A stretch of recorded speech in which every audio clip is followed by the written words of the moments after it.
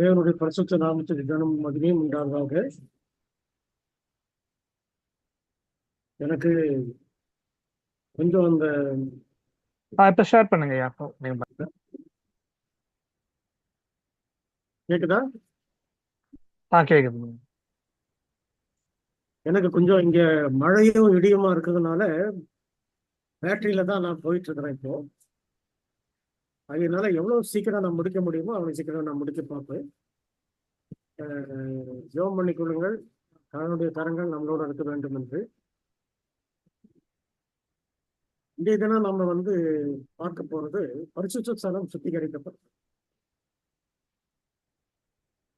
பூமிக்குரிய பரிசுத்த ஸ்தலம் வருடத்திற்கு ஒரு முறை சுத்திகரிக்கப்பட்டது ஒரு நிழலாட்டமான ஒரு காரியம். ஆனால் பரலோகத்தில் இருக்கக்கூடிய பரிசுத்த ஸ்தலம் சுத்திகரிக்கப்பட வேண்டும் என்பது அதுதான் வேதாகமத்தினுடைய முழுமையான ஒரு சத்தியம். பரலோகத்தில் இருக்கக்கூடிய அந்த மெய்யான அந்த ஆசரிப்பு கூடாரத்துல நடக்க வேண்டிய காரியங்கள் எல்லாவற்றையும் ஊழியங்கள் எல்லாவற்றையுமே ஒரு அடையாளமாக நிழலாட்டமாக தான் பூமியில கொடுக்கப்பட்டிருக்கு. ஆகவே இந்த காரியங்களில மிக முக்கியமானது பரலோகத்தில் இருக்கக்கூடிய அந்த ஆசரிப்பு கூடாரம் எப்பொழுது அதோடைய பாவ நிவாரண நாளே அது ஆரம்பிக்கிறது அல்லது பரிசுத்த ஸ்தலம் சுத்திகரிக்கப்படுகிறது அப்படின்றத நம்ம தெரிந்து கொள்ளணும். பூமியில சுத்திகரிக்கப்பட்டது போல பரலோகத்திலும் சுத்திகரிக்கப்பட்டுதான் ஆக வேண்டும். பரலோகத்துல சுத்திகரிக்கப்படுவதற்கு ஒரு நேரத்தையும் ஒரு காலத்தையும் தேவன் நிர்ணயித்திருக்கிறார். அவர் நிர்ணயித்த காலத்தையும் நேரத்தையும் தீர்க்க தரிசனமாக அவருடைய பிள்ளைகளுக்கு அவர் கொடுத்திருக்கிறார். தேவனாய கர்த்தர் நம்முடைய தீர்க்க தரிசிகளுக்கு அறிவிக்காமல் தெரிவிக்காமல் எந்த காரியத்தையும் செய்யார் அப்படின்னு நம்ம படிக்கிறோம். தேவனுடைய காரியங்கள் எல்லாவற்றையுமே அவருடைய திட்டங்கள் எல்லாவற்றையுமே பரலோகத்திலிருந்து ஒவ்வொரு படியாக இறக்கி கொண்டு கடைசியிலே தான் சபைக்கு கொடுக்கிறார். இதிலே அவர் ஆரம்பமாக பிதா குமாரன் பரிசுத்தாவி இருக்கக்கூடிய இடத்துல இருந்து அந்த தூதானது கிறிஸ்துவிடமிருந்து அந்த பிரதான தூதர் இடத்துல வருகிறது.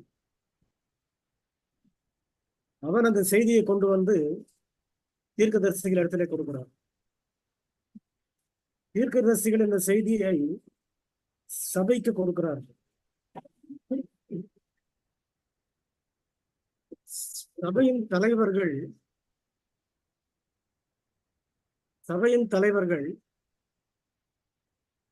இவர்கள் இந்த தூதை எடுத்துக்கொண்டு போய் சபை விசுவாசிகளுக்கு கொடுக்கிறார். இதுதான் வேதாகமத்தினுடைய ஒரு முறை. இந்த சேனல் வழியாக தான் சத்தியமானது வந்து கொண்டிருக்கிறது. இதுதான் தேவன் நியமித்த ஒரு அடிப்படையான ஒரு முறை. இது இல்லாதபடிக்கு தனித்தனி மனுஷர் நான் தரிசனம் கண்டேன், நான் எதை செஞ்சேன், அதை கண்டுபிடிச்சேன் அப்படின்றதெல்லாம் எதுவுமே ஏற்றுக்கொள்ளப்படக்கூடியதும் கிடையாது, அது உண்மையானதும் கிடையாது. அதனால நம்ம என்ன பார்க்கிறோம் என்றால் பரலோகத்திலிருந்து தூதானது கிறிஸ்துவிடமிருந்து அவர்களுக்கு அந்த பிரதான தூதனுக்கு பிரதான தூதன் தீர்க்கதரிசிகளிடத்திலே பேசும்பொழுது தீர்க்கதரிசிகளுக்கு அடையாளங்களினாலும் பல காரியங்கள் மூலமாகவும் அவர்களுக்கு அந்த சத்தியத்தை அவர் இந்த உண்மையை விளக்கி காண்பித்து அந்த தீர்க்கதரிசிகள் என்ன செய்கிறார்கள் என்றால் சபைகளுக்கு அவர்கள் எழுதுகிறார்கள். சபைகளுக்கு எழுதும் பொழுது நம்ம வெளிப்படுத்தல படிக்கிறோம், எபேசு சபையின் தூதனுக்கு நீ சொல்ல வேண்டியது என்னவென்றால், அதுக்கு அடுத்தபடியாக வரக்கூடிய சபைகள் ஒவ்வொன்றுக்கும் அந்தந்த தூதனுக்கு சொல்ல வேண்டியது என்னவென்றால் என்று வருகிறது. இந்த சபைக்குரிய தூதர்கள் தான் அந்த சபைக்குரிய தலைவர்கள் அல்லது சபையை வழி நடத்தக்கூடிய மோசேயுடைய இடத்துல இருக்கக்கூடியவர். ஆகையினாலே அவர்கள் என்ன செய்கிறார்கள் என்றால், இந்த சத்தியத்தை, இந்த தீர்க்க தரிசனங்களை தீர்க்கதரிசிகளிடமிருந்து வாங்கி சபை விசுவாசிகளிடத்திலே கொடுக்கிறார். இதுதான் வழக்கமாக நடக்கக்கூடிய இந்த முறையில நாம் என்ன பார்க்கிறோம் என்றால், தீர்க்க தரிசனத்தை நாம் சரியாக புரிந்து கொள்ளவில்லை என்றால் அது விசுவாசத்தையும் பாழ்படுத்திவிடும், நாம சொல்லுகிற காரியமும் பொய்யாகிவிடும். அநேக அஞ்ஞானிகள் என்ன செய்கிறார்கள் என்றால், வேதாகமத்தை வாசிக்கிறார்கள். வேதாகமத்தை அவர்கள் வாசிக்கும் பொழுது அவர்கள் என்ன சொல்லுகிறார்கள், வேதாகமத்துடைய வசனங்கள் எல்லாம் ரொம்ப நல்லதா இருக்கு, நீதிமொழிகளை படிக்கிறார்கள், சங்கீதங்களை படிக்கிறார்கள், சுவிசேஷங்களை படிக்கிறார்கள், எல்லாம் நன்றாக இருக்கிறது, அருமையான சத்தியம், கிறிஸ்து மேலானவர் அப்படின்றதெல்லாம் அவங்க போராட்டுறாங்க, போற்றுகிறாங்க. ஆனால் தீர்க்க தரிசனங்கள் வரும் பொழுது அது அவர்களுக்கு விளங்குவது கிடையாது. அதை தேவன் என்ன செய்து வைத்திருக்கிறார் என்றால், சபையின் மூலமாக தான் உலகத்துக்கும் அதை விளக்குகிறார். நாம் உலகத்துக்கு போய் அதை எடுத்து சொன்னால்தான் உலகம் அதை தெரிந்து கொள்ளுமே தவிர, மற்றபடி உலகமாக அதை தெரிந்து கொள்வது முடியாத காரியம். ஏனென்றால் அதில் இருக்கக்கூடிய குறிப்புகள், அதுக்குரிய வழிமுறைகள், அதுக்குரிய முறைகள் எல்லாமே சபை மூலமாக தான் கொடுக்கப்பட்டிருக்கு. இப்போ நாம் என்ன பார்க்கிறோம் என்றால், அநேக தீர்க்க தரிசனங்கள் வேதாகமத்திலே இருக்கிறது. அந்த வேதாகமத்தில் சொல்லப்பட்ட தீர்க்க தரிசனங்கள் எல்லாம் பலரும் பலவிதமாக விளக்கம் கொடுத்து கொண்டிருக்கிறார். இன்னைக்கு ஒரு வேறு சபையை சேர்ந்த ஒரு ஊழியர் ஒரு மீட்டிங்ல பேசுகிறார். நான் அந்த யூடியூப்ல பார்த்தேன். அவர் சகரியா 12ஆம் அதிகாரத்தை எடுத்து, இன்னும் சில மாதங்களிலே நடக்க போகும், நிறைவேற போகும் தீர்க்க தரிசனம் அப்படின்ற தலைப்புல அவர் பேசுகிறார். சகரியா 12ஆம் அதிகாரம் என்ன தீர்க்க தரிசனம் என்று அவருக்கு தெரியல. காரணம் என்னவென்றால், தீர்க்க தரிசனங்களை ஆராயக்கூடிய முறைகளை அவர்கள் சரியாக பார்க்கவில்லை, சரியாக அறியவில்லை. இந்த மாதிரி காரணங்களாலே கிறிஸ்தவர்கள் சொல்லுகிறது எல்லாமே பொய்யான காரியம், பொய்யான தீர்க்க தரிசனம் அப்படின்னு சொல்லி ஒரு பெரிய ஜோசிய அறிஞர், இந்த மார்க்கத்தில் இருக்கக்கூடிய பெரிய ஜோசிய அறிஞர் ஒரு பெரிய புத்தகம் எழுதியிருக்கிறார். அதில் அவர் எழுதும் போது என்ன சொல்லுகிறார் என்றால், நாங்க சொல்லுகிற ஜோசியத்தில் சொல்லக்கூடிய காரியங்கள் நிறைவேறுகிற அளவுக்கு கூட தீர்க்க தரிசனங்கள்ல எங்களுக்கு தெரியாது, வரல, அப்படி நடக்கல அப்படின்னு. அதை பற்றி அவர் எழுதும்போது என்ன சொல்லுகிறார், ஆங்கிலத்தில் த டூம்ட் ப்ராபசிஸ் ஆஃப் பைபிள் அப்படின்ற தலைப்பில் அவர் எழுதுகிறார். எனக்கு இப்படிப்பட்டவர்களை பார்க்கும்போது கொஞ்சம் துடிப்பா இருக்கும், எப்படியாவது அவர்கள் பதில் சொல்லணுமே அப்படின்னு நான் நினைக்கிறேன். ஒரு சிலர் இந்த மாதிரி தவறான காரியங்களையும் தவறான புரிந்து கொள்வதையும் கிறிஸ்தவ சபைகளை வைத்துக் கொண்டிருக்கிறது. ஒரு சபை ஒரு வியாக்கியானம் கொடுக்கிறவர் என்ன சொல்கிறார் என்றால், ஒரு பத்திரிகையில எழுதுகிறார், மேசியா வரும் மட்டும் 7 வாரம் 62 வாரம் செல்லும் என்ற அந்த வசனத்தை அவர் எடுத்து 2340 தீர்க்க தரிசனத்துக்கு அவர் விளக்கம் கொடுக்க ஆரம்பிக்கிறார். அந்த மேசியா என்ற வார்த்தை லூசிபரை குறிக்கும் அப்படின்னு சொல்லி அவர் விளக்கம் கொடுக்கிறார். அவருக்கு தெரிஞ்சது அவ்வளவு. ஆக இந்த தவறு எங்கே நடக்கிறது, எங்கே அந்த தீர்க்க தரிசனத்தை அவர்கள் சரியாக புரிந்து கொள்ளாமல் இருக்கிறார்கள், அல்லது 7ஆம் நாள் அட்வென்ட் சபையின் மூலமாக கொடுக்கப்பட்ட தீர்க்க தரிசன விளக்கங்கள் முழுமையாக நிறைவேறி வருகிறதா, அதில் சொல்லப்பட்ட பிரகாரம் தெளிவாக அந்த நிறைவேற்றங்கள் சரியா இருக்கிறதா அப்படின்னு நம்ம கொஞ்ச நேரம் தியானித்து பார்ப்போமானால், இவைகளெல்லாம் ஆராய்ந்து பார்ப்போமானால் நமக்கு நன்றாக தெரியும். தானியேல் 2ஆம் அதிகாரத்தில் இருக்கக்கூடிய அந்த சிலையை குறித்து கூட தவறான விளக்கங்களை அநேக சபையார் கொடுத்திருக்கிறார். கிறிஸ்துடைய வருகையை பற்றிய தீர்க்க தரிசனங்கள் மத்திய 24 இருக்குது, இன்னும் பல இடங்கள்ல இருக்கிறது. அவைகள் எல்லாம் அவர்கள் தவறுதலாக அவர்கள் கொடுத்திருக்கிறார். ஆனால் மீதமான சபைக்கு தேவனுடைய பிள்ளைகளை ஒவ்வொருவரையும் அவர்கள் எழுப்பி இந்த தீர்க்க தரிசனங்களுக்கு அவர்கள் விளக்கங்களை கொடுப்பதற்கென்று இரவும் பகலும் உபவாசம் இருந்து ஜெபித்துதான் இந்த பாடங்களை அவர்கள் கற்றுக்கொண்டார்கள், தெரிந்து கொண்டார்கள். அந்த வழியிலே எழுதப்பட்ட விளக்கங்கள் 1877-78 ஒரேயா ஸ்மித் என்பவர் அந்த விளக்கங்களை அவர் முதலாவது எழுதினார்.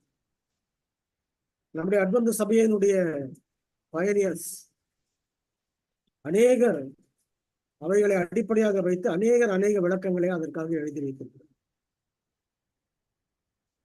ஆக ஆரம்ப காலத்துல இருந்த அட்வென்ட் விசுவாசிகளுடைய ஒரு ஆரம்ப வாழ்க்கை அது தேவனாலே துவக்கப்பட்டதாய் இருக்கிறபடினாலே இந்த ரகசியங்களை, வேதாகமத்தின் ரகசியங்களை தேவன் அவர்களுக்கு விளக்கி கொடுத்திருக்கிறார்.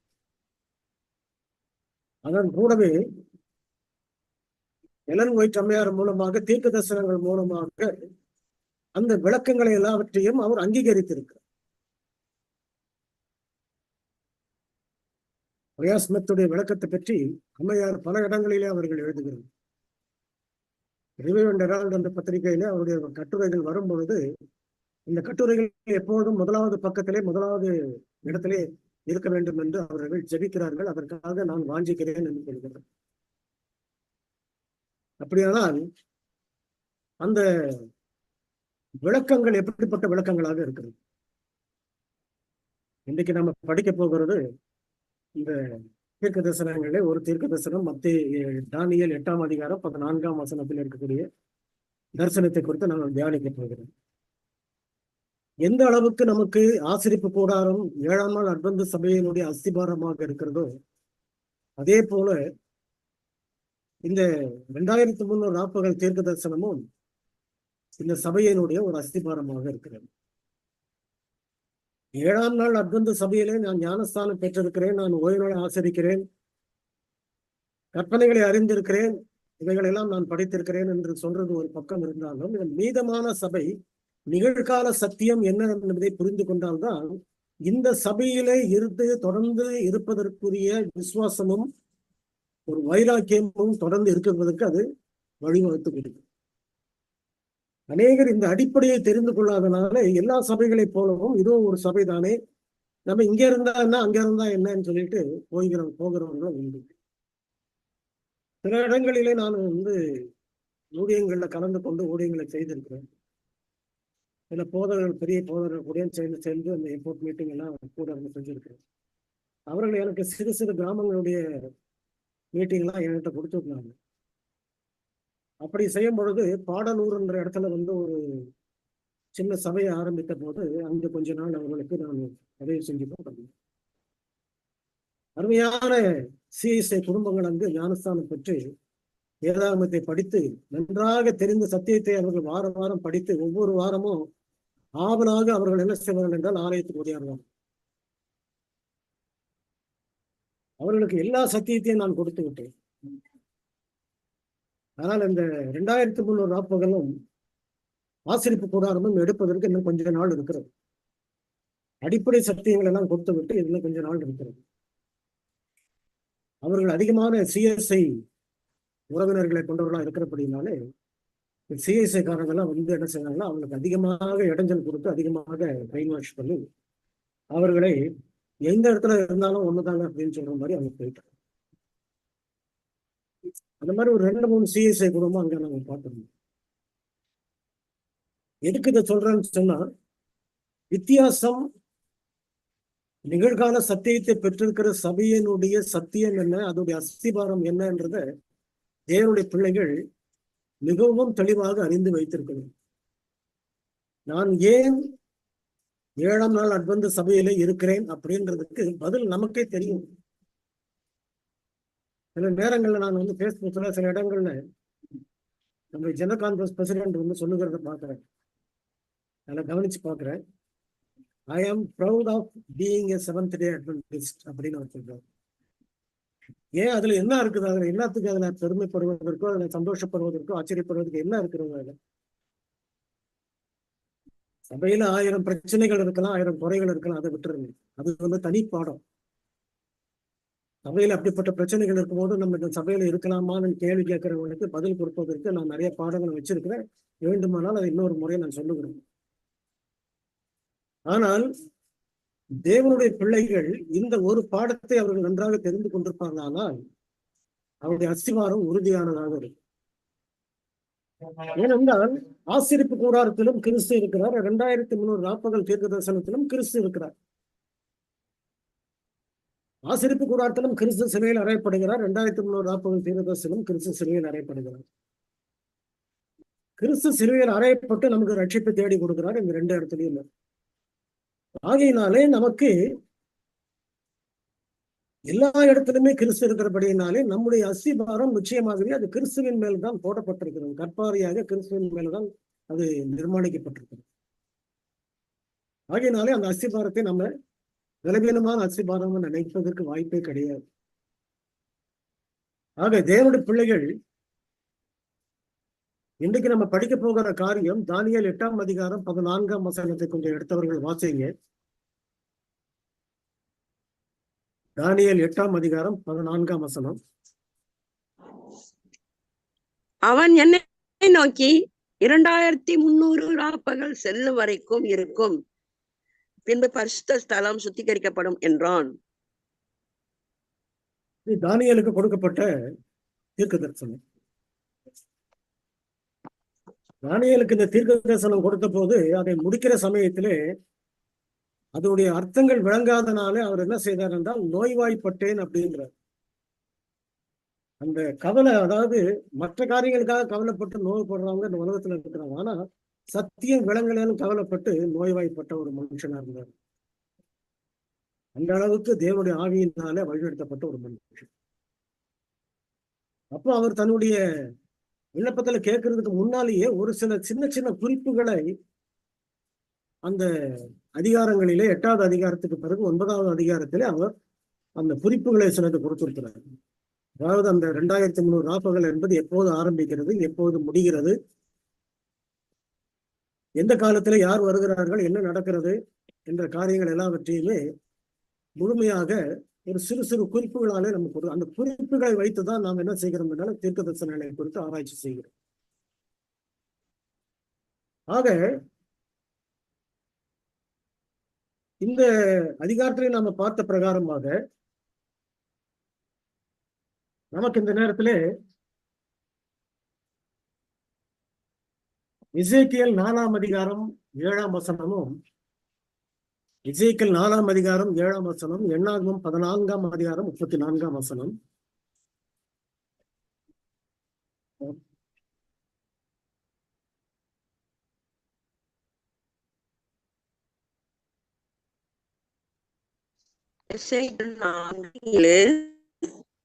எருசலேமின் முட்டிக்கு நேராக திரும்ப முகமும் திறந்த புயமாக இருந்து அதற்கு சொல்லு.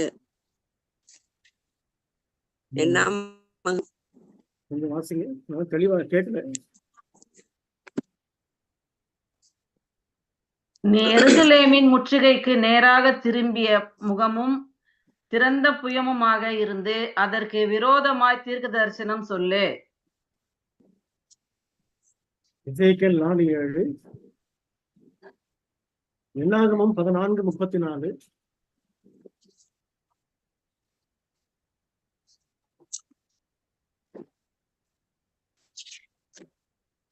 நீங்கள் தேசத்தை சுற்றி பார்த்து 40 நாள் இலக்கத்தின்படியே ஒவ்வொரு நாள் ஒவ்வொரு வருஷமாக நீங்கள் 40 வருஷம் உங்கள் அக்கிரமங்களை சுமந்து என் உடன்படிக்கைக்கு வந்த மாறுதலை உணர்வீர்கள்.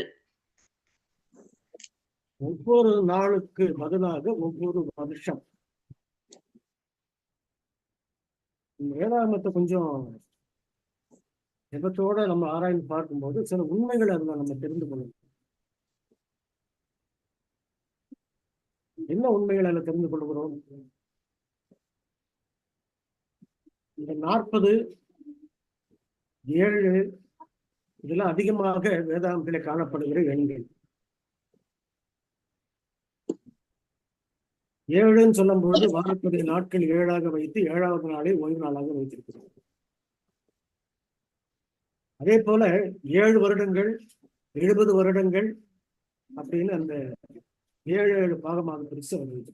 நிறைய இடங்கள் அது மாதிரி வருது. அதற்கு அடுத்தபடியாக இந்த 40ன்னு சொல்லும் பொழுது கிறிஸ்து உபவாசம் இருந்தது 40 நாட்கள். மோசே கற்பனையை வாங்குவதற்கு சீனாய் மலையிலே போய் இருந்தது 40 நாட்கள். இஸ்ரவேல் ஜனங்கள் எகிப்திலிருந்து கானானுக்கு வருவதற்கு 40 வருடங்கள். அது ஏன் 40 வருடங்கள், ஏன் 40 நாட்கள்? அது நல்லா கொஞ்சம் ஆழமா கொஞ்சம் படிச்சு பார்த்தோம்னா, சீனாய் மலையில கற்பனை கொடுத்தது ஒரு பரிசுத்தமான நேரம். அதே போல கிறிஸ்து வனாந்தரத்திலே அவர் உபவாசம் இருந்ததும் ஒரு பரிசுத்தமான நேரம். 40 நாட்களுக்குள்ளாக அந்த இது முடிஞ்சிருச்சு. ஆனா ஏன் இஸ்ரவேல் ஜனங்க 40 வருடங்கள் அவர்கள் அடைந்தார்கள்? எகிப்திலிருந்து கானான் தேசம் குறுக்கோழியில போனாக்க சீக்கிரம் போய் சேர்ந்துக்கலாம், 40 நாள்ல போய் சேர்ந்து. ஆனா அதை சுத்திக்கிட்டு போக வச்சாரு. ஏன் சுத்திக்கிட்டு போக வச்சாரு? அவர்கள் தேவனுடைய பிள்ளைகள் தான், மீதமானவர்கள் தான், தெரிந்து கொள்ளப்பட்ட பிள்ளைகள் தான், ஆபிரகாமுடைய சந்ததிகள் தான், யாக்கோப்புடைய பிள்ளைகள் தான் அவர்கள், 12 பிள்ளைகள். ஆனால் அத்தனை பிள்ளைகளுமே சில பாடங்களை கற்றுக்கொள்ள வேண்டியவர்களாக இருந்தார். அவர்கள் தவறு செய்கிறவர்கள், பலவீனம் உள்ளவர்கள், குறைவு உள்ளவர்கள். ஆகையினால் இந்த பாடங்களை கற்றுக் கொடுப்பதற்கு அந்த 40 வருடங்களை அவர்களுக்கு வைத்திருக்கிறார். அப்படியானால் தேவன் நமக்கு ட்ரைனிங் கொடுப்பதற்கு, நம்மை திருத்துவதற்கு, நம்மளை வழிநடத்தி கொண்டு போவதற்கு, நம்மளை மாற்றுவதற்கு 40 வருடங்கள் எடுத்திருக்கிறார். மோசைக்கு 40 வருடங்கள் அவன் அந்த சீன் வனாந்தரத்தில் அவன் இருந்தார். நீதியான இருக்கும். அதே போல நமக்கு சில காரியங்களை அதன் மூலமாக விளக்கி காட்டுகிறது. இந்த 40 வருடங்கள் ஒரு வருடத்திற்கு பதிலாக ஒரு வருஷம் சொல்லி கணக்கிட்டு 40 வருடங்கள் இஸ்ரவேல் ஜனங்கள் பல துன்பங்களையும் இன்னல்களையும் அனுபவித்து வந்தார்கள். அவர்களை திருத்துவதற்காக தான் கொண்டு வந்தாரே தவிர இடையிலே அவர்கள் கொடுக்க வேண்டிய சாப்பாடை கொடுக்காமல் விடவில்லை, அவர்கள் கொடுக்க வேண்டிய உடையை கொடுக்காமல் விடவில்லை. எத்தனையோ யுத்தங்களிலே அவர்கள் ஜெயம் பெற்றார்கள். அந்தந்த இடங்களிலே அவர்களுக்கு பாடங்களை கற்றுக் கொடுத்தார். எப்படி அவர்கள் ஒழுக்கமாக இருக்க வேண்டும், எப்படி அவர்கள் சத்தியத்துக்கு கீழ்ப்படிந்து இருக்க வேண்டும் என்ற காரியங்களை எல்லாமே அந்த 40 வருடங்கள் கற்றுக் அவ்வளவும் கற்றுக் கொடுத்த பிறகும் அதுக்கு செவி கொடுக்காதபடிக்கு அவருடைய இருதயம் கடினப்பட்டதுனாலே அந்த எகிப்திலிருந்து கிளம்பின அத்தனை தலைமுறைகளும் இறந்து போய் அதற்கு பிறகு வந்த அடுத்த சந்ததியினர் மட்டும்தான் கானான் தேசத்துக்குள்ளே போனார்கள் என்று சொல்லப்படுது. இதுதான் நம்ம சரித்திர வேதாகம சரித்திரத்திலே நம்ம பார்க்கணும். அப்படியானால் அந்த 40 வருடங்கள் அவர் ஏன் கொடுக்கிறார்? ஒரு நாளுக்கு பதிலாக ஒரு வருடத்தை நான் உனக்கு கட்டினேன். ஆக இந்த 2300 ராப்பகல் என்பது ஒரு ராப்பகல் என்பது ஒரு நாள். சாயங்காலமும் விடிய காலமும் ஆகி முதலாம் நாள் ஆயிற்று. ஒரு இரவும் ஒரு பகலும். சாயங்காலமும் விடிய காலமும் ஆகி 2ஆம் நாள் ஆயிற்று. அடுத்த இரவு அடுத்த பகல்.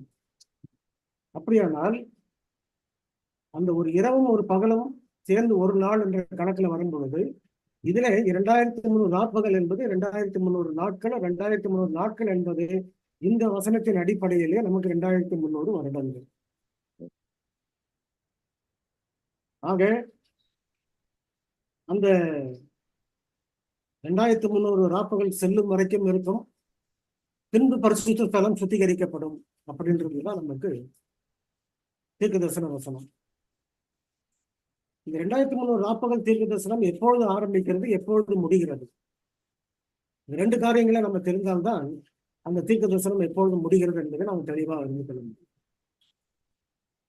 இந்த விளக்கங்களை எழுதின நம்முடைய முற்றுதாக்கள் எல்லாம் 7ஆம் நாள் அக்னி சபையின் முற்றுதாக்கள் எல்லாம் ரொம்பவும் தெளிவா எழுதியிருக்கிறார்கள். எந்தெந்த கேள்விகள் நமக்கு அதில் ஏற்படும் என்று தெரிந்து அந்த கேள்விகளுக்கெல்லாம் பதில் சொல்லக்கூடிய அளவுக்கு அவர்கள் முன்கூட்டியே அதற்குரிய பாடங்களை அவர்கள் ஆயத்தப்படுத்தி கொடுத்திருக்கிறார். நம்ம வழக்கமா என்ன செய்யறோம்னு சொன்னாக்க, நம்முடைய இந்த சார்ட்டை வந்து நான் போடுறேன்.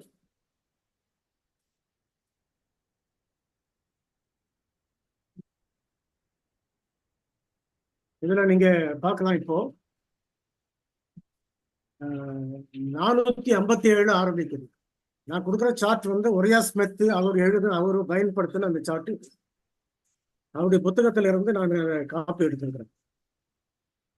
இதுல நம்ம என்ன பார்க்கிறோம் என்றால் 2300 ராப்பகல் ஆரம்பிக்கக்கூடிய நேரம் 457 கிமு என்று சொல்லப்பட்டிருக்கு. 457 கிமு என்பதை எப்படி நம்ம தீர்மானம் பண்ணுவது?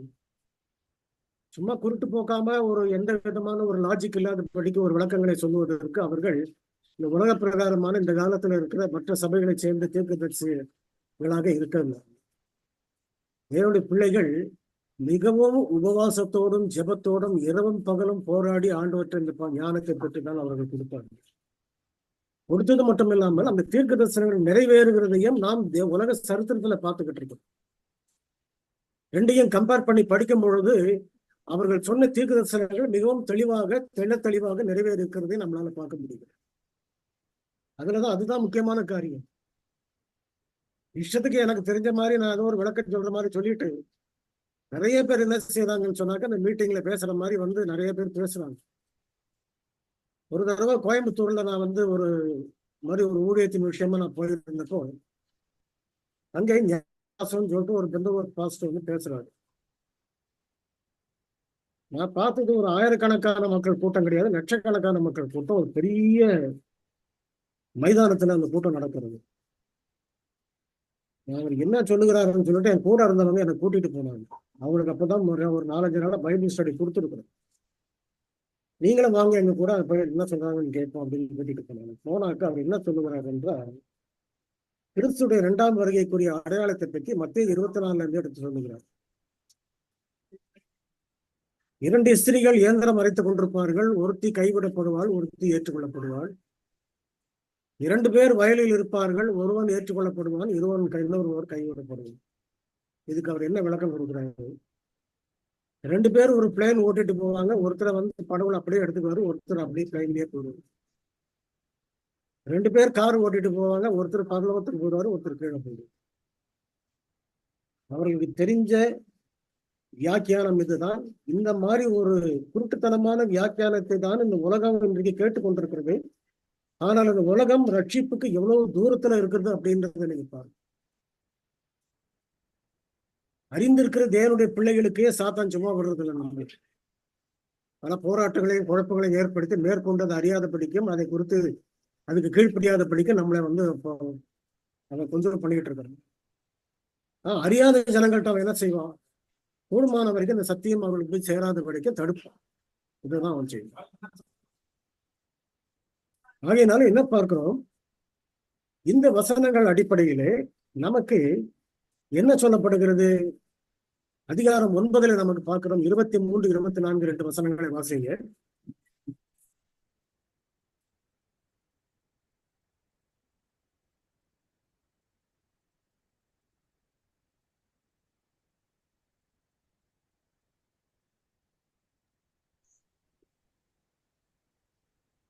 நீ மிகவும் பிரியமானவன்.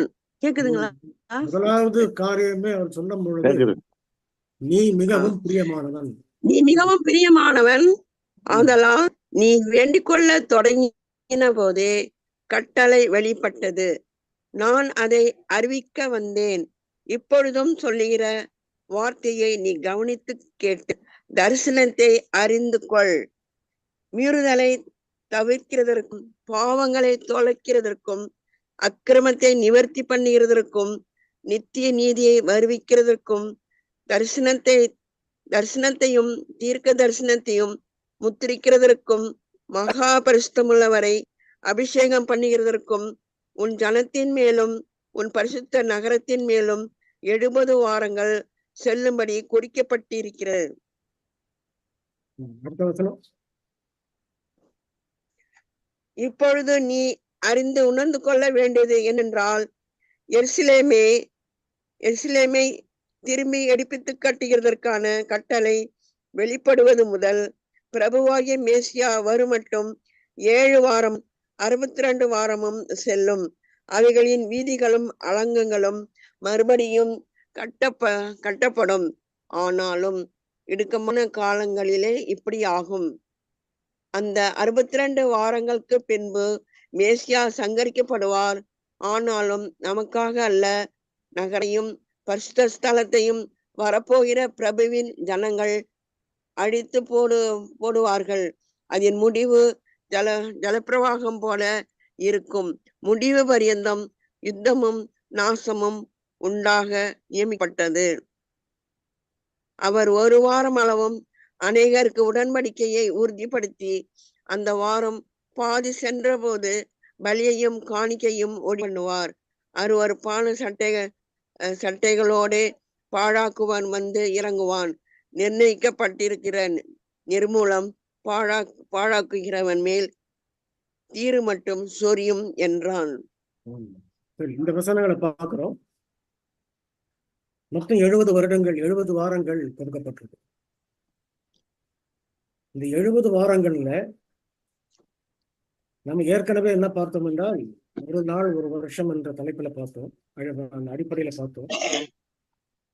இப்ப ஒரு நாள் ஒரு வருஷம் என்று சொன்னால் 70 வாரங்களுக்கு வாரத்துக்கு 7 நாள் கணக்கு பண்ணாக்க 7 49 490 வருடங்கள் மொத்தம் நமக்கு கணக்கு. ஜனத்தின் புத்திரருக்காகவும் மொத்தம் 490 வருடங்கள் கொடுக்கப்பட்டிருக்கு. இதுல நம்முடைய ஆரம்பம் எங்கிருந்து வருகிறது?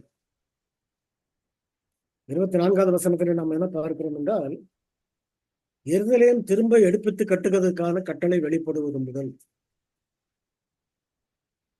அப்படியானால் எருசலேம் எப்பொழுது விழுந்தது? நேபுகாத்நேச்சார் கிமு 606 முதலாவது படையெடுத்து எருசலேமை அழைத்து போட்டு கொளுத்தி போட்டார். அப்பொழுது சிறைப்பிடிக்கப்பட்டு போனார்கள் இஸ்ரவேல் ஜனங்கள். போய் அவர்கள் 70 வருடங்கள் அங்க இருந்தார்கள். அவர்களோட கூட தானியேலும் அங்கதான் இருந்தார். தானியேல் எப்போதாகிலும் நான் மட்டும் பரிசுத்தமா இருந்தேனே, உனக்கு உண்மையா இருந்ததே, ஏன் அந்த அவசரப்படுறேன்னு அவன் சொல்லவே கிடையாது. தேவனுடைய ஜனங்கள் சிறைப்பிடிக்கப்பட்ட போது அவனும் சிறைப்பிடிக்கப்பட்டு வந்தான். அவன் ஜெபிக்கும் போது நாங்கள் பாவம் செய்தோம், நாங்கள் உமக்கு விரோதமாக பாவம் செய்தோம் என்றுதான் சொல்லுகிறானே தவிர அந்த ஜனங்கள் பண்ணார்கள், நான் நல்லாதான் இருந்தேன், நான் ஒன்றும் தப்பு பண்ணல அப்படின்னு சொல்லவே கிடையாது. அவர்களோடு தன்னை சேர்த்து கொண்டுதான் பண்ணுவேன். நம்மை மட்டும் பரிசுத்தவான்களாக நம்ம மற்றவர்களிடத்திலிருந்து பிரித்து கொள்ளும் பொழுது தேவனுடைய சித்தத்தை நம்மளால நிறைவேற்ற முடியுது. அதுதான் தானியேல் நமக்கு இங்க சொல்லி காட்டுகிறது, பாடத்துக்கு இருக்கிறார். ஆக தானியேல் இந்த காரியத்தை சொல்லும் பொழுது எருசலேம் திரும்ப கட்டுவதற்கான கட்டளை வெளிப்படுவது முதல். அப்படியானால் அந்த கட்டளை எப்பொழுது வெளிப்பட்டது அதை நம்ம கவனிக்கணும். அந்த கட்டளை வெளிப்பட்டது ஏறக்குறைய 4 தடவைகள் அந்த கட்டளைகள் கொடுக்கப்படும்.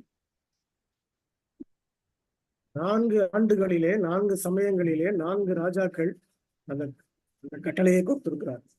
ஆனால் அதிலே ஒரு வருடத்திலே வந்த கட்டளை மட்டும்தான் அதிகாரப்பூர்வமாக அதற்குரிய ஒரு தகுதியோடு முழுமையான கட்டளையாக இருக்கிறது. அந்த கட்டளைகள் எப்படி வருகிறது? கோரேஸ் என்ற மன்னன் கிமு 536 அந்த கட்டளையை கொடுக்கிறான். கோரேஸ் என்ற மன்னன் கிமு 536 அந்த கட்டளையை கொடுக்கிறான். எஸ்ரா புத்தகத்துல 1ஆம் அதிகாரம் 1ஆம் வசனத்திலிருந்து 4ஆம் வசனம் வரைக்கும் இதோடைய குறிப்பு நம்ம பார்க்க முடியும். 2வது கட்டளை தரியு டைரஸ் உடைய காலத்துல கிமு 519 கொடுக்கப்படுகிறது. அது எஸ்ரா புத்தகத்துல 6ஆம் அதிகாரம் 1ஆம் வசனம் முதல் 12ஆம் வசனம் வரைக்கும் அந்த குறிப்பு இருக்கிறது. மூன்றாவது கட்டளை அர்த்தசிஷ்டா என்ற ராஜாவுடைய காலத்துல கிமு 457 கொடுக்கப்படுகிறது. எஸ்ரா 7ஆம் அதிகாரத்துல அந்த குறிப்புகள் நமக்கு இருக்கு. அதே அர்த்தசிஷ்டா ராஜா என்ன செய்கிறான் என்றால், திரும்பவும் 444வது ஆண்டிலே திரும்ப ஒரு கட்டளை அவன் கொடுக்கிறான். ஓரலாக கொடுக்கிறான், வாய் வழியாக கொடுக்கக்கூடிய கட்டளை. அது வாய் வழியாக அவன் யார் இடத்துல கட்டளை கொடுக்கிறான்? நெகேமியா கிட்ட கொடுக்கிறான். 457 யாருக்கிட்ட கொடுக்கிறான்? எஸ்ரா கிட்ட கொடுக்கிறான். எஸ்ரா கிட்ட கொடுக்கும்போது அந்த முத்திரை மோதிரத்தை வைத்து அவன் முத்திரையிட்டு ஒரு கட்டளையாக டாக்குமெண்டேஷன் பண்ணி கொடுக்கிறான். ஆக நமக்கு கொடுக்கப்பட்ட தீர்க்கதரிசனத்தினுடைய ஆரம்ப கட்டம் கிமு 457 எப்படி நம்ம உறுதிப்படுத்துகிறோம் என்றால், அதிகாரப்பூர்வமாக பேரரசனாலே கொடுக்கப்பட்ட கட்டளை கிமு 457. இதுல நம்ம என்ன பார்க்கிறோம்? எஸ்ராவுடைய காலத்துல அவர்களுக்கு கட்டளை கொடுக்கப்பட்ட போது அவர் என்ன செய்கிறார்? அதை எடுத்துக்கொண்டு அவன் வந்து விட்டான். அந்த அர்த்தசிஷ்டா ராஜா என்ன சொல்லுகிறார்? நீங்க போய் அவருடைய ராஜாவுடைய காடுகள் நிறைய மரங்கள் நிறைய இருக்குது, அந்த மரங்களை எல்லாம் வெட்டி கொடுங்க.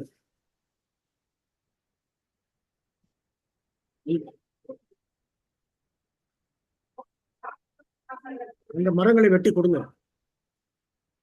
மரங்களை எடுத்துக்கிட்டு அவங்க போறாங்க. மரங்களை வெட்டிக்கிட்டு அவங்க எடுத்துட்டு போறாங்க. எல்லாம் கொண்டு போய் எல்லா நல்ல விலை உயர்ந்த மரங்களை எல்லாம் கொண்டு போய் போட்டு அங்க போய் அந்த எரிசலையுமே அவங்க திரும்ப எடுப்பித்து கட்டுக்கிறாங்க. இந்த கட்டக்கூடிய வேலை ஆலயம் மட்டும் கிடையாது, பட்டணத்தையும் அவர்கள் எடுப்பித்து கட்ட வேண்டும். அதனால பட்டணம் முழுவதுமே அழிந்து போயிடுது. அந்த வேலையை செய்வதற்கு அவர்கள் போன போது கிமு 457 தான் அந்த வேலையை முதல்ல போய் ஆரம்பிக்கிறாங்க. முதல்ல எஸ்ரா போய் கொஞ்சம் வேலையை ஆரம்பிச்சுட்டான். எஸ்ரா ஆரம்பிக்கும் போது அவனோட கூட செருபாபேல் கூட இருந்து அந்த வேலையை செஞ்சிட்டு இருக்கான். தடைகள், எதிர்ப்புகள், மற்ற ராஜா அவங்கள தடுக்கிறாங்க. அவர்கள் அந்த வேலைகளை செய்யும் பொழுது ஒரு கையில பட்டயத்தையும் இன்னொரு கையில சாந்தையும் கல்லையும் வைத்து அவர்கள் வேலை செய்து கொண்டிருக்கிறார். இதுதான் எருசலேம் ஆலயத்தை கட்டுவதற்கு இருந்த ஒரு நிலைமை. இக்கட்டான காலங்களிலே அப்படி ஏற்படும். இக்கட்டான காலங்களிலே தான் அப்படி ஏற்படும். ஆக இந்த கட்டளை வெளிப்பட்ட பிறகு அவர்கள் வேலையை ஆரம்பித்தார்கள். ஆனால் 444 நெகேமியாவுக்கு ஒரு கட்டளை கொடுக்கப்பட்டது. அது வாய்மொழியாக கொடுக்கப்பட்ட கட்டளை, கைகளால் எழுதி முத்திரை மோதிரம் போட்டு ஒரு டாக்குமெண்டேஷனோட கொடுக்கணும். ஆகையினாலே அவர்கள் என்ன செய்கிறார் என்றால் 444 நெகேமியா என்ன செய்யறாரு? பார்க்க வர்றாரு. அவர் அப்பதான் வேலையை ஆரம்பிக்க போறோம்னு நினைச்சிட்டு வர்றாரு. ஆனா அதுக்கு முன்னாலேயே எஸ்ரா அந்த வேலையை ஆரம்பிச்சுட்டாரு. அதனால நெகேமியா என்ன செய்கிறார் என்றால் அவரோட கூட அந்த வேலையில கலந்து கொண்டார். அந்த 444வது வருடத்தை நாம ஆரம்ப வருஷமாக எடுத்துக்கொண்டோமானால் எல்லா காரியங்களும் நமக்கு பின்னாலே அடிப்படும். என்னென்ன காரியங்கள் அடிப்படும்? மேசியா மறுமட்டும் கிபி 27, அவர் சிலுவையில் அறையப்படுவது கிபி 31. இப்படி ஒவ்வொன்றுமே நமக்கு மாறி மாறி அந்த 444 வச்சு கணக்கு பண்ணோமானால் அந்த 27ங்கிறது 40 அப்படியே மாறி மாறி வருது. ஆகையினால இந்த ஆரம்ப காலம்ன்றது 457 மட்டும்தான் சரியான நேரம். ஏனென்றால் நமக்கு அதிகாரப்பூர்வமாக ராஜாவிடமிருந்து பேரரசனிடமிருந்து கட்டளை, முத்திரை மோதத்தோடு கொடுக்கப்பட்ட கட்டளை அந்த 457 கொடுக்கும். ஆக 457 அந்த கட்டளை கொடுக்கப்பட்ட போது அவர்கள் இந்த காலம் 2300 ராப்பகல் தீர்க்க தரிசனம் நமக்கு ஆரம்பமாகிறது. இதுல யார் இதுக்கு நமக்கு ஆர்குமெண்ட்ல கொண்டு வந்தாலும் சரி, நமக்கு கேள்விகள் கேட்டாலும் சரி, 4 கட்டளைகள் சரித்திர பூர்வமா இருக்கிறது. 4 கட்டளைகள்ல எதில் எப்படி நீங்க 457 இருந்து ஆரம்பிக்கிறீங்க அப்படின்னு சொல்லி கேட்டா இதைதான் நம்ம சொல்லணும். கட்டளை வெளிப்படுவது முதல் என்று சொல்லும் பொழுது அதாவது அதிகாரப்பூர்வமாக டாக்குமெண்டேஷனோட கட்டளை வெளிப்பட்ட காலம் வருஷம் வந்து 457. அதுக்கு முன்பாக கோரேஸ் கொடுத்த கட்டளையும் வாய்மொழியான கட்டளை, தரிய கொடுத்த கட்டளையும் வாய்மொழியான கட்டளை, அர்த்தசஷ்டா கொடுத்த கட்டளை அந்த டாக்குமெண்டேஷனோட, அதே அர்த்தசஷ்டா 444 கொடுத்ததும் வாய்மொழியானது. ஆக எந்த ஆண்டு அந்த முத்திரை மோதத்தோட கட்டளை வெளிப்பட்டதோ அதுதான் நமக்கு ஆரம்ப வருடம். அப்படி பார்த்தால் 457 கிமுன்றது 2300 ராப்பகல் தீர்க்க தரிசனத்தினுடைய ஒரு ஆரம்ப கட்டம். அப்படி பார்க்கும்போது நாம் என்ன பார்க்கிறோம் என்றால் 457 இருந்து முதலாவது 7 வாரங்கள் 49 வருடங்கள். இதுல நமக்கு ஒவ்வொன்றாக வருகிறது. அதற்கு பிறகு 62 வாரங்கள், அதற்கு பிறகு 1 வாரம்.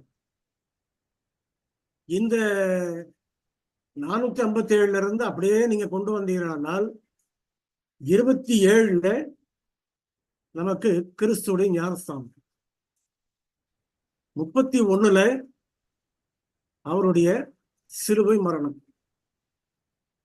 இதுல நாம் என்ன பார்க்கிறோம் என்றால் BC-AD, அதாவது இந்த 7 வருஷங்கள் அந்த 62 இதுல வந்து முடிகிறதுக்கு முன்பாக கிறிஸ்து பிறக்கிறார். அதுக்கு பிறகு அப்படியே தொடர்ந்து வருகிறது.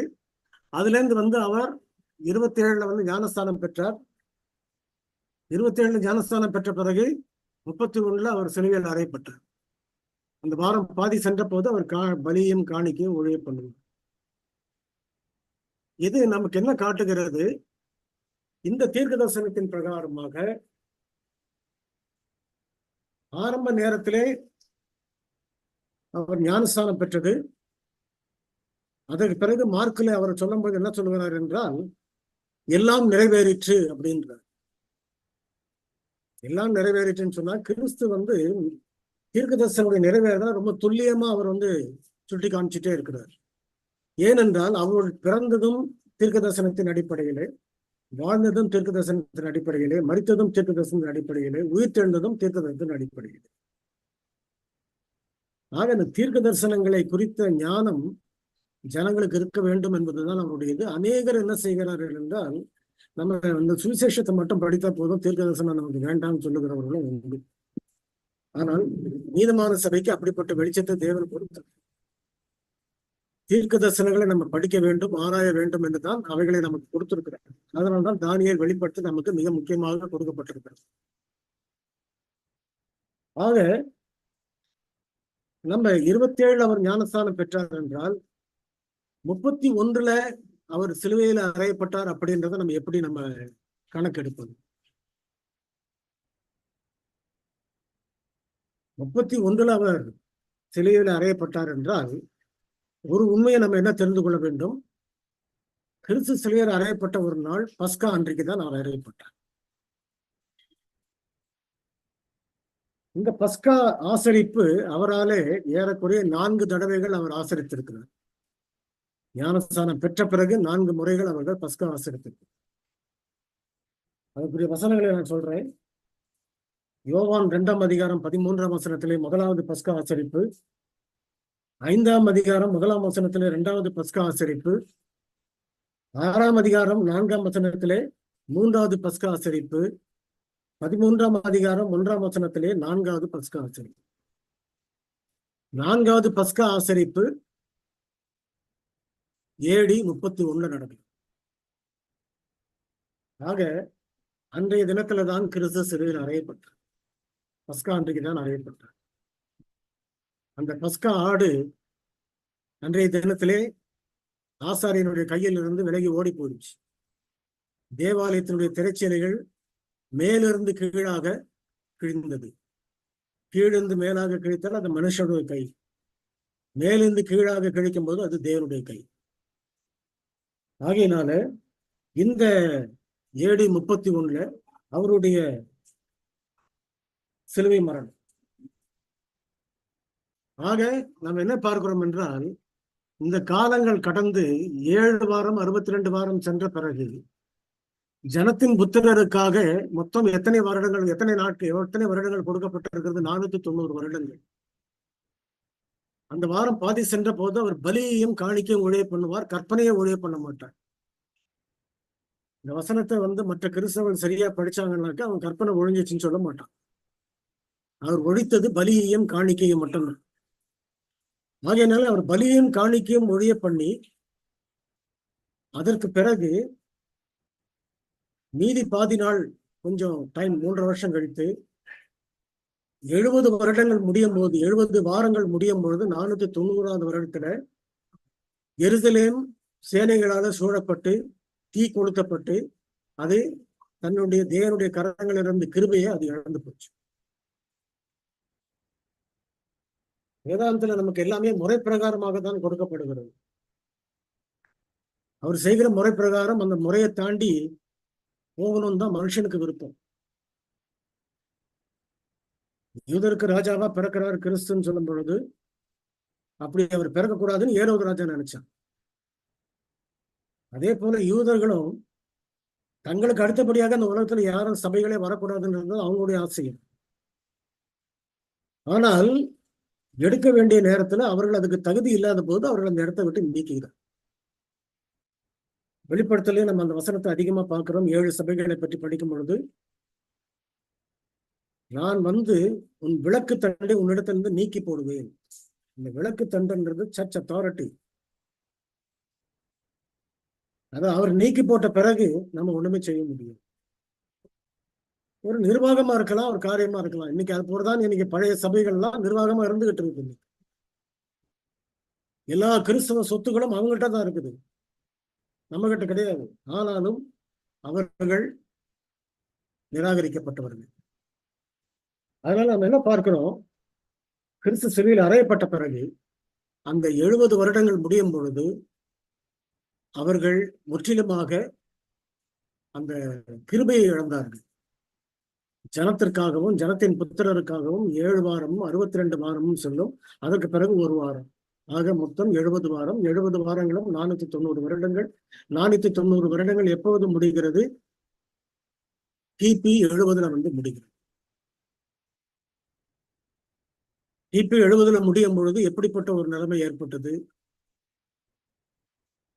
மத்திய 24ல சொல்லும் பொழுது சொல்றாரு, சீஷர்கள் கேட்கிறாங்க, ஒரு கேள்வி கேட்கிறாங்க, இவைகளெல்லாம் எப்பொழுது சம்பவிக்கும்? ஒரு வருகைக்கு உரிய அடையாளம் என்ன அப்படின்றத கேட்கிறாங்க. அப்போ அதுக்குரிய விளக்கத்தை அவர் சொல்லுகிறார். அவர் சொல்லும் பொழுது 2 சம்பவங்களையும் ஒன்றா சேர்த்து டியூவல் அப்ளிகேஷன்ல கொண்டு வர்றார். வேதாகமத்துல தீர்க்க தரிசனங்கள்ல டியூவல் அப்ளிகேஷன் சில இடங்கள்ல இருக்கிறது. அதாவது 2 முறை நிறைவேற வேண்டிய தீர்க்க தரிசனங்கள். அதுல பார்க்கும் பொழுது எருசலேமுடைய விழுகை நாம ஏடி கிபி 70ல பார்த்தோம். அதே கிபி 70ல நடந்த எருசலேமுடைய விழுகை திரும்பவும் கடைசி நாட்களிலே தேவனுடைய சபையானது அந்த அஞ்ஞானிகளால ரோமர்களால சூழப்பட போகுது. அதுதான் மிருகத்தின் முத்திரை வரக்கூடிய ஒரு நேரம். இந்த 2ஐயும் நம்ம கம்பேர் பண்ணி பார்க்கும் பொழுது தீர்க்க தரிசனம் அது 2க்கும் சேர்த்து ஒரே ஒரு வார்த்தையை அது சொல்லியிருக்குது. ஆக டிஸ்ட்ரக்ஷன் ஆஃப் ஜெருசலேம் அப்படின்றது 2 சம்பவங்களையும் ஒன்றா சேர்த்தது. நீங்க கிரேட் கான்ட்ரோவர்சி என்ற புத்தகத்துல 1வது சாப்டர்ல எடுத்து படிச்சீங்கன்னா அது தெரியும். அதுக்குரிய விளக்கங்கள் அதில் இருக்கிறது. ஆக நாம் என்ன பார்க்கிறோம், இந்த 70 வருடங்கள் முடிந்த போது 490 வருடங்கள் முடிந்து போனது. இந்த 490 வருடங்கள் முடிந்து போன பிறகு சம்பவங்கள் கொஞ்சம் மாறி மாறி வருகிறது.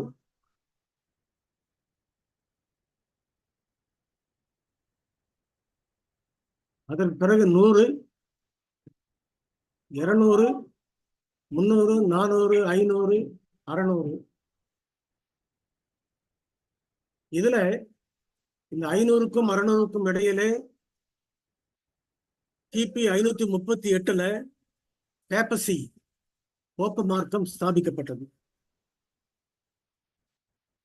508 பேகனிசம் அந்த அஞ்ஞான மார்க்கம் வந்து உள்ள நுழைஞ்சது. 321 கிபி 321 கான்ஸ்டன்டைனுடைய ஞாயிறு சட்டம் முதலாவதாக கொண்டாடப்பட்டது. ஆக நாம் என்ன பார்க்கிறோம், கிபி 200 இருந்து 600க்குள்ளாக இந்த முக்கியமான மாற்றங்கள் எல்லாம் ஏற்பட்டு போச்சு. இந்த முக்கியமான மாற்றங்கள் ஏற்பட்ட நேரங்களிலே அஞ்ஞான ரோம் போப்பு ரோமாக மாறிடுச்சு. ஆக அவருடைய போதனையில எந்த வித்தியாசமும் கிடையாது. அதே அஞ்ஞான மார்க்கம், அதே விக்கிரக ஆராதனை, அதே போல இருக்கக்கூடிய எல்லாவற்றையுமே வேதாகமத்தின் அடிப்படையில, வேதாகமத்தின் போர்வையில அவங்க ஒரு டாக்டரினை கொண்டு வந்து அதை வைத்து அவர்கள் சபையை உண்டாக்கினார்கள். கத்தோலிக்க சபை என்பது அது பரிசுத்தமான சபை, ஆரம்ப கால சபை. பெர்கமோ சபைக்கு அந்த நேரத்தில் இருந்த பெயர் கத்தோலிக்க சபை.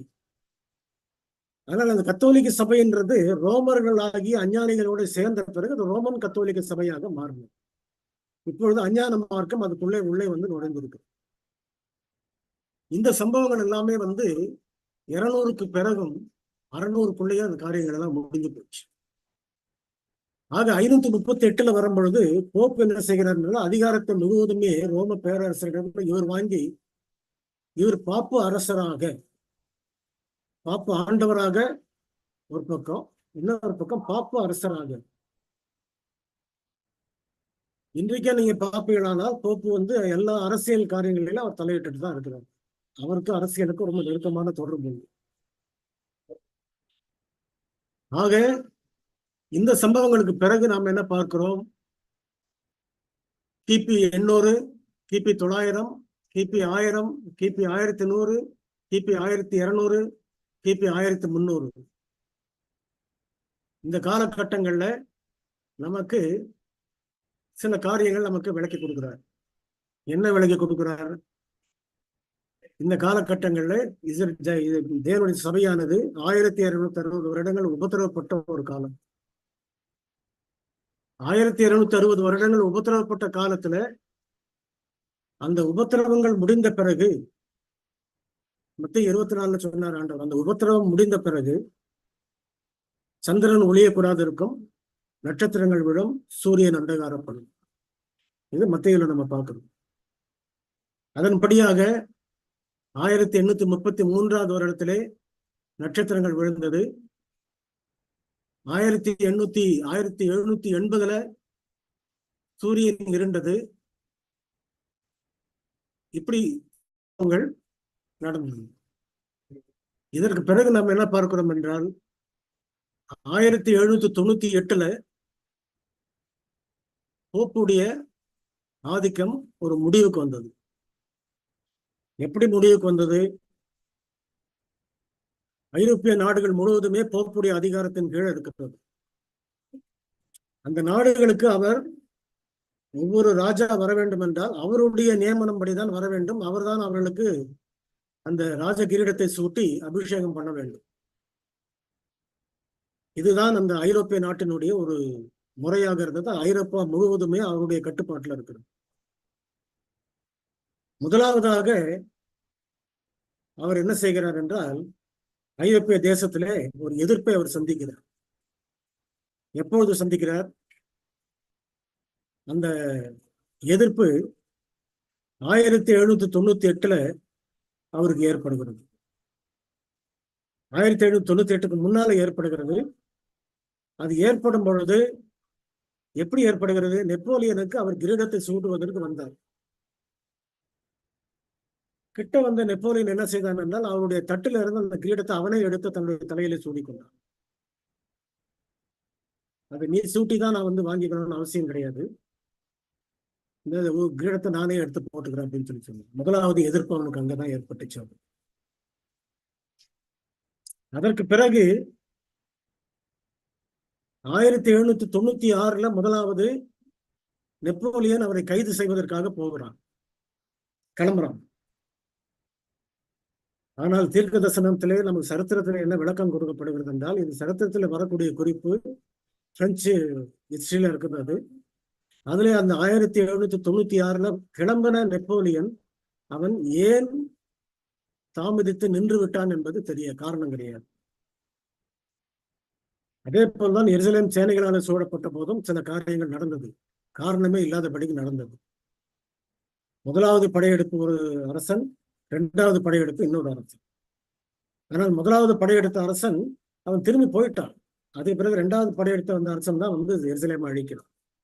முதலாவது வந்தவன் ஏன் போனான்றது நமக்கு விளக்கம் தெரியாது, இன்ன வரைக்கும் அதுக்கு பதில் கிடையாது சரித்திரத்துல.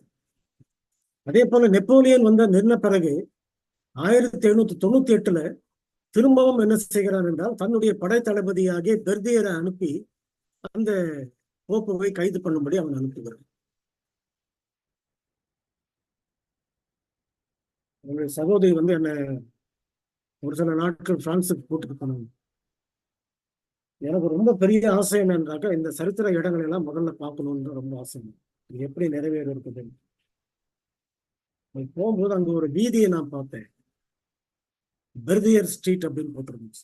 அப்பதான் நான் கண்டுபிடிச்சேன் இதான் பெர்தியருடைய பேர்ல இருக்குது அப்படின்னு. அதை பார்த்த போது எனக்கு இந்த தீர்க்க தரிசனம் திரும்பவும் ஞாபகம் வந்து, அந்த பெர்தியர் என்றவர் போய் கைது பண்ணுவதற்கு கொண்டு போன போது போய் திரும்ப வரும்போதே வழியிலே அவர் போப்பு இறந்து விட்டார். சாவுக்கு ஏதவான ஒரு காயம் பெற்றது அப்படின்னு நம்ம வெளிப்படுத்தல் 13 படிக்கிறோம். அந்த மிருகத்துடைய சாவுக்கு ஏதுவான காயம் இதுதான். அந்த சாவுக்கு ஏதுவான காயம் சுஸ்தமாகி திரும்பவும் மிருகத்தின் முத்திரையானது மிருகத்தின் சொரூபத்தின் மூலமாக வரப்போகிறது. அந்த காலத்துல தான் நம்ம வாழ்ந்துட்டு இருக்கிறோம். ஆக நாம வாழ்ந்துட்டு இருக்கிறது 1844 இந்த சம்பவங்கள்லாம் நடைபெற போகிறது. பாபிலோன் விழுந்தது என்ற காரியங்களை சொல்லுகிறதோ இல்ல மற்ற காரியங்களை நம்ம வந்து அது பெரிய சம்பவங்களை மீதமான சத்தியங்களே நிகழ்வு அந்த காலங்கள் மட்டும் கிடையாது. தீர்க்க தரிசனத்துடைய நிறைவேறல்கள் மிகவும் துல்லியமாக நிறைவேறி இப்பொழுது ஞாயிற்றுக்கிழமை சட்டமானது கிரீன் லா என்ற சட்டம் மூலமாக பசுமை சட்டம் என்ற ஒரு சட்டத்தை கொண்டு வந்து போப்பு என்ன செய்கிறார் என்றால், அதன் மூலமாக ஜனங்கள் எல்லாம் ஞாயிற்றுக்கிழமை அன்றைக்கு முழு உலகமும் ஓய்வு எடுக்க வேண்டும் என்ற சட்டத்தை கொண்டு வந்து கொண்டிருக்கு. அந்த சட்டத்தை கொண்டு வருவதற்கான ஒரு ட்ரையல் தான் நமக்கு ஏற்கனவே ஏற்பட்டது. கொரோனா நேரத்தில் ஏற்பட்டதும் அதுதான், கொரோனா வந்ததும் அதுதான். எல்லாமே மனுஷனுடைய ஒரு ஏற்பாடு. ஆக இந்த காலகட்டத்தில் தான் நம்ம வாழ்ந்துகிட்டு இருக்கிறோம். இப்ப நம்ம என்ன தெரிந்து கொள்கிறோம் என்றால், இவைகளை எல்லாம் தாண்டி 1798 தாண்டி 1833 தாண்டி அதற்கு பின்பு கடைசியாக 1844 பரிசுத்த ஸ்தலம் சுத்திகரிக்கப்படுது. இதுல நம்ம ஒரு காரியத்தை நம்ம தெரிந்து கொள்ள வேண்டும். அதாவது கிமு 457 என்பது 2340 தீர்க்க தரிசனத்துடைய ஆரம்பம் மட்டும் கிடையாது. பரலோக ஆசரிப்பு கூடாரத்தினுடைய ஊழியம் ஆரம்பிக்கிற நேரமும் அது 457 ஆரம்பிச்சு கொஞ்சம் கொஞ்சமா கொண்டு வந்து அவர் சிலுவையில் அறையப்பட்டு அப்படியே ஒரு சம்பவமாக முடிந்து வந்து கொண்டே இருக்குது. அவர் சிலுவையில் அறையப்பட்டது பரலோக ஆசரிப்பு கூடாரத்தில் இருக்கக்கூடிய பரிசுத்த ஸ்தலத்துல செய்ய வேண்டிய ஊழியத்தை அவர் பூமியில வந்து செய்யறாரு. ஏன் பூமியில வந்து செய்யறாரு? அவர் நமக்காக ரத்த சாட்சியா மறிக்கணும்னா மனுஷனை மாறிதான் அவர் மறிக்க முடியும். அப்ப அவர் மனுஷ சாயலாக பூமிக்கு வந்தார். ஆக ஆசரிப்பு கூடாரத்தினுடைய பரிசுத்த ஸ்தலத்தினுடைய வேலைகள், பரலோகத்தில் இருக்கக்கூடிய பரிசுத்தலத்தின் வேலைகள் எல்லாம் அங்கதான் நடக்கணும். இப்போ நாம் என்ன பார்க்கிறோம் என்றால், ஆசரிப்பு கூடாரத்தினுடைய பரிசுத்த ஸ்தலம் மகாபரிசுத்த ரெண்டையும் பிரிக்கும் பொழுது மகா பரிசுத்த ஸ்தலமானது பரலோகத்திலே கிறிஸ்துவானவர் மகாபரிசுத்தக்குள்ள போன பிறகு நடக்க வேண்டிய ஊழியம். அந்த பரிசுத்த ஸ்தலமானது கிறிஸ்துவானவர் பூமியில இருக்கும்போது நடக்க வேண்டிய ஒரு ஊழியம். ஆக பூமியில் இருக்கிற ஊழியத்தை அவர் நடத்தி அவர் பரமேறி போனார். அதற்கு பின்பு நாம பரலோகத்துல அந்த மகாபரிசுக்குள்ள அவர் பிரவேசித்தார். அந்த மகாபரிசுக்குள்ள அவர் பிரவேசிக்கும் பொழுது, பிரதான ஆசாரியன் பிரவேசிக்கும் பொழுது, அந்த பாவ நிவாரண நாள்ல எத்தனை இஸ்ரவேலர் அங்க இருந்தார்களோ அந்த 12 கோத்திரங்களும் அந்த முறை பிரகாரமாக ஆர்டர்ல வந்து அங்க எல்லாரும் கூடி வருவாங்க, வந்து நிற்பார்கள். 4 பக்கமும் சதுரமாக 3 கோத்திரங்களாக வந்து அங்கே கூடி நிற்பார்கள். இந்த 12 கோத்திரங்களும் வந்து நிற்பது போல ஆவிக்குரிய இஸ்ரவேலர்களாக 12 கோத்திரங்களாக தேவன் அவருடைய மீதமான சபையை தெரிந்து கொண்டபடியினாலே அந்த இடத்துல யாரெல்லாம் அந்த விசுவாசத்துக்குள்ள இருந்து யாரெல்லாம் பரிசுத்த ஸ்தலத்துக்குள்ளும் போய் மகாபரிசுக்குள்ளும் போயிருக்கிறார்களோ அவர்கள் மட்டும்தான் இந்த ஆலயத்தை சுற்றிலும் அவர்கள் கூடி வந்திருக்கிற 7ஆம் நாள் அட்வென்ட் விசுவாசிகளாக இருக்கிறார். ஆக இந்த 7ஆம் நாள் அட்வென்ட் விசுவாசிகள் யார் அப்படின்னு பார்க்கும் பொழுது இவர்கள் தான். அது இதுல நாம் என்ன பார்க்கிறோம்? மகாபரிசுக்குள்ள போகும்போது அந்த ஒரு கூட்டம், சிறு கூட்டம் அங்க இருந்தது. இந்த சிறு கூட்டம் தான் மீதமான சபை அப்படின்னு நாம் படிக்கிறோம். ஆனால் இந்த மீதமான சபையினுடைய காரியங்கள் நமக்கு இன்னும் தெளிவாக தெரியவில்லை. இதுல அநேகர் இந்த சத்தியத்தை விசுவாசிக்கலாம், விசுவாசிக்காமல் போகணும். விசுவாசிக்கிறவங்க விசுவாசியாதவங்க இப்போ நம்ம அடையாளம் கண்டுபிடிக்க முடியாது. கோதுமையும் கலையும் ஒன்னாதான் வளரும். ஏற்ற நேரம் வரும்போது அதை நமக்கு அவர் வெளிப்படுத்தி காட்டுவார், விளக்கி காட்டுவார். அவர் பிரிக்க வேண்டிய நேரம் வரும். பிரிக்க வேண்டிய நேரம் வரும்போது தூதர்கள் என்ன செய்வார்கள் என்றால் அந்த கலையையும் கோதுமையும் அவர்கள் பிரிப்பார். அது நம்முடைய வேலை கிடையாது. ஆகையினால நாம் என்ன பார்க்கிறோம்? கடைசி நாட்களிலே இருக்கிறோம், கடைசி நேரங்களிலே இருக்கிறோம்.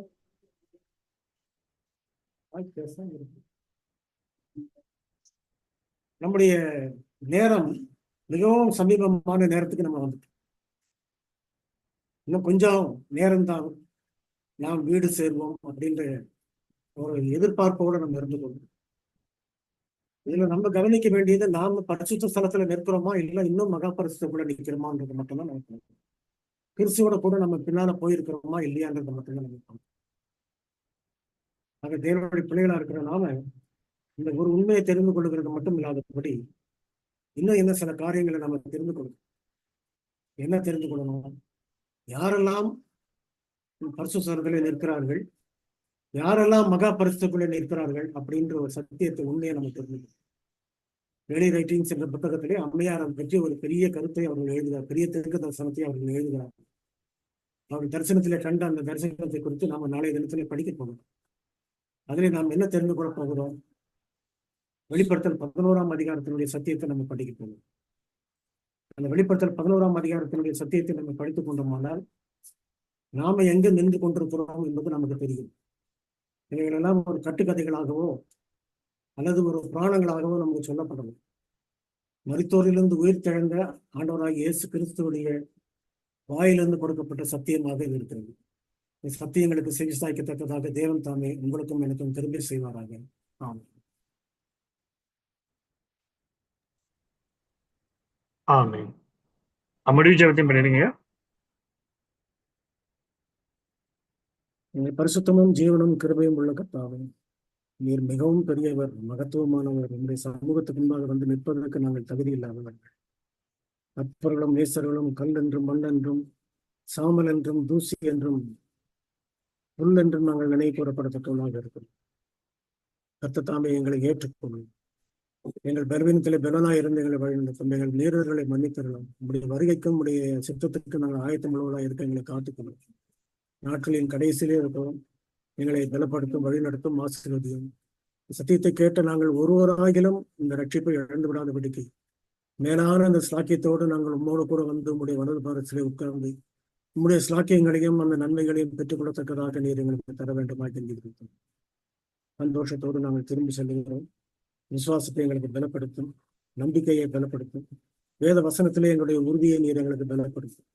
வருகிற நேரங்களிலே எங்களை காத்துக்கொள்ளும். இரவு முழுவதும் உங்களுடைய பாதுகாப்பு மரணையும் பாருங்கள். அடுத்த கூட்டம் வரும் வரைக்கும் உடைய கிருபை எங்களோடு இருப்பதாக தொடர்ந்து பலப்படுத்தும், வழிநடத்தும். இயேசுவின்